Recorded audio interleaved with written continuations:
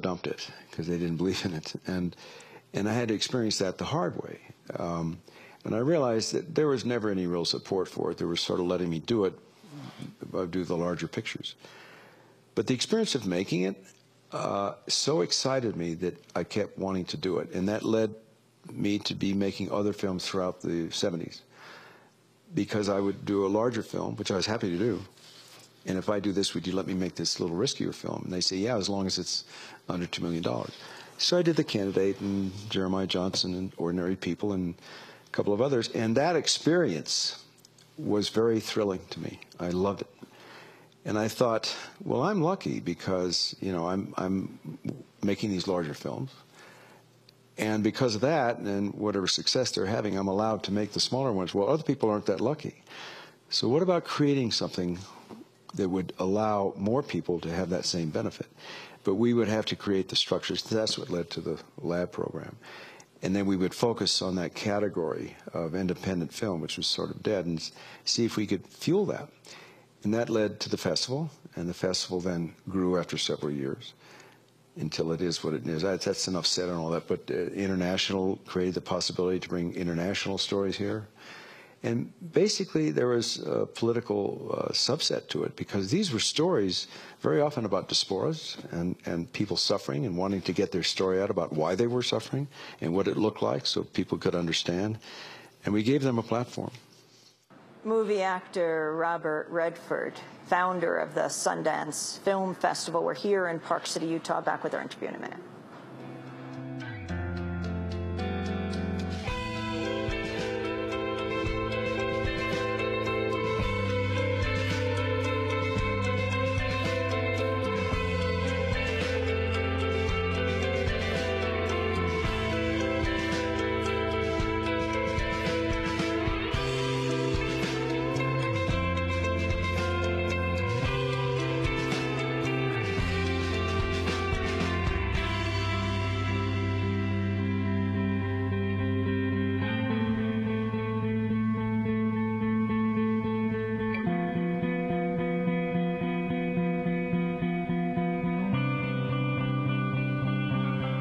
This is Democracy Now!, democracynow.org, The War and Peace Report. I'm Amy Goodman. We're broadcasting live from the Sundance Film Festival in Park City, Utah, as we continue with our interview with its founder, actor Robert Redford.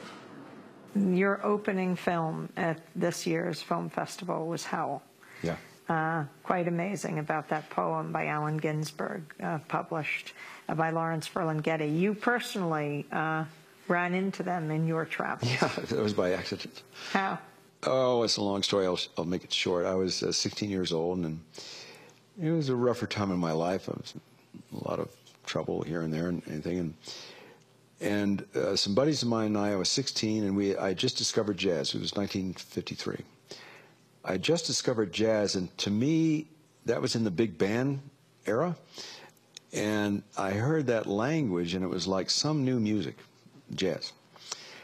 It was a new language, actually. It was music that was a new language, and it so affected me. I got all taken away from it. And I was told it was also in San Francisco. This was in Los Angeles, where I grew up.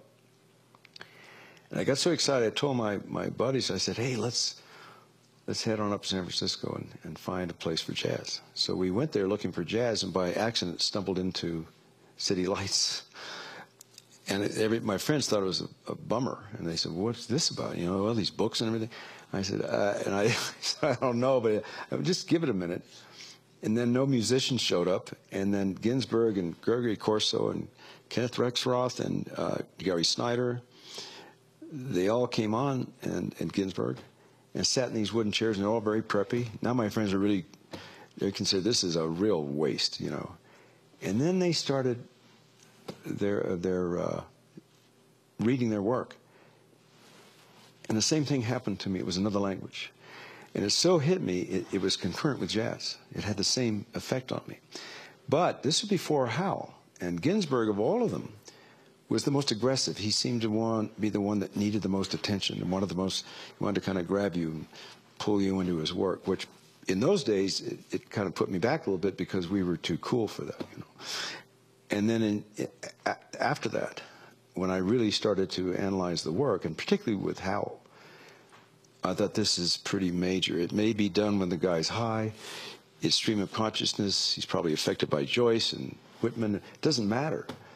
It's a language that relates to my country now, and I thought it was pretty powerful. So the other night, I was looking at it with kind of two hats. I thought, wow, this is a proud film for Sundance because it came through two labs, our documentary lab and our film lab. But for me, it was pretty nostalgic.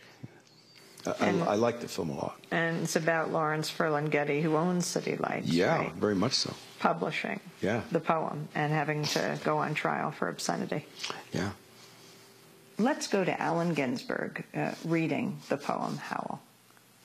I saw the best minds of my generation destroyed by madness, starving, hysterical, naked, dragging themselves through the Negro streets at dawn looking for an angry fix.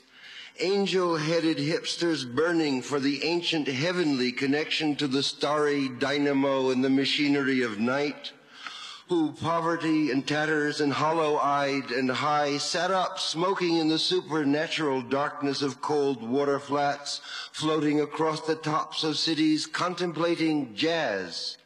Talk about what it meant to be a big-time star, but also, it seems, always feel like an outsider a little bit. The idea of being an outsider, yeah, probably, the neighborhood I grew up in was pretty rough as a kid, and it was lower working class. It was mostly Hispanic and Japanese. They were all working class people who worked at homes above Sunset Boulevard, and I experienced that life. There was a part of me, all my friends, I had a lot of really great friends, but they played a certain kind of game, and it was basically games in the street games. And there wasn't reading, there wasn't literature. That was not part of the deal, and yet I was fascinated by that. And I think it had to do with my folks taking me to a library when I was a kid. We'd go to a movie theater Saturday night and a library Wednesday night. And I got obsessed with books at a very young age. And the first books were about mythology, something bigger than my life, you know. And I got so taken with it, I became a real reader. But I used to read like in private because there wasn't anyone to talk to. And parents said, you got to go to bed now. It's whatever time it was. Turn out the lights, then I'd get a flashlight and I'd read. Because I was not a good student, because our teachers were substitutes, because the real ones were off at the end of the Second World War. So education was not inspiring to me, so I was always out the window with my mind and wanted to be out the window with my body. I wanted to see what was going on out there, and so I was not a good student, and I went eventually to Europe to study art. And when I was there, I was confronted by young radical students in Paris. This is in the late 50s. And they would challenge me politically, and I knew nothing. I grew up at a time when Nixon was the senator from California. Earl Warren was the governor. I thought they were boring. They were guys in suits that sounded boring and acted boring, and so I didn't have any interest in them. When I was challenged, I was humiliated. They said, how can you not know how you feel about your country? How can you not know about the politics when you're in the strongest country in the world? Well, I was chagrined, and so I made it my point to study, which I did, but from Europe. So I began to look at my country from another point of view than the one given me inside the country. I think the other part of that outsider thing was, again, beginning to realize that there was mythology about my own country given to me, and that there was a wonderful country there, which I still believe there is, but it was a different one than the sloganeering that was going on about the country. And I began to see the other side of it and think, and I felt that there was a story to be told there, really a series of good stories about what's the story beneath the story you're given about your own country, which led to films like The Candidate or All the President's Men, or, you know, you're given this, but what's the reality? It's such a great country. Let's find out what it really is all about and how it's affected you as a human being growing up in it. All the President's Men. Sure, you starred in it. You were Bob Woodward. But you had much more of a role even than being the star of this, didn't you, in shaping it and then writing the book, seeing it as the story, the significant story that it was. Can you talk about that?